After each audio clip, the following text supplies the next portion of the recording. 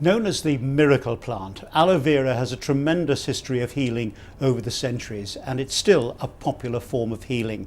Today, the gel from the plants is used in a wide range of conditions, and it's also a key ingredient in gels and lotions made to nourish the skin. Joining me here is Dr. Peter Atherton.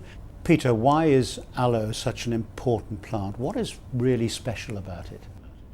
Well, I think it's been considered a very special plant by many cultures over many, many years. It was well known to the ancient Greeks, the Romans, the Egyptians, the Indian culture, the Chinese culture, and this is actually well documented.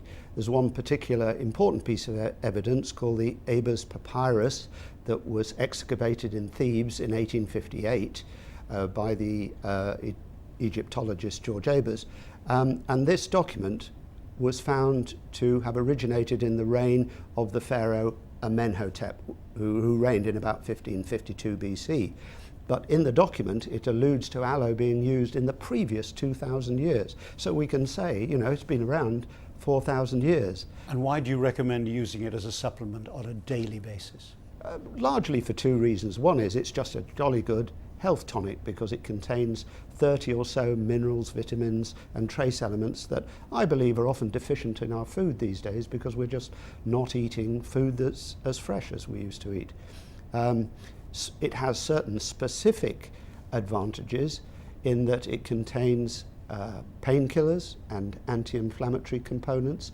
So if people are suffering from painful conditions, and especially those that are inflammatory based like arthritis, they tend to get benefit.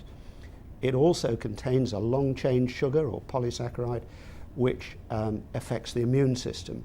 So people with problems of the immune system, two examples being psoriasis and ulcerative colitis, often get benefit as well. But in general terms, if you have a strong immune system, you're not subject to the common colds and sore throats of the wintertime.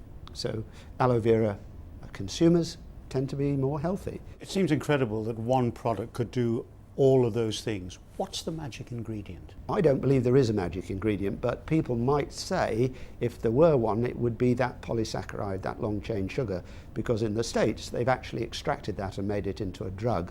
Carrington Laboratories have produced a drug called Caricin, for which the FDA have licensed it for use in cat leukemia, feline leukemia.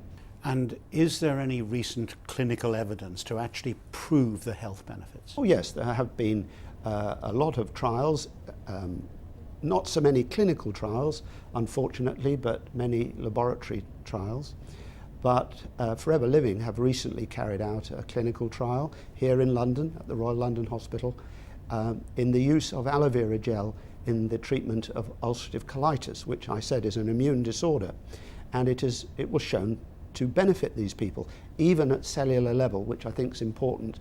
So when the cells of these sufferers were looked at under the microscope, it was shown that they had changed and they were more normal.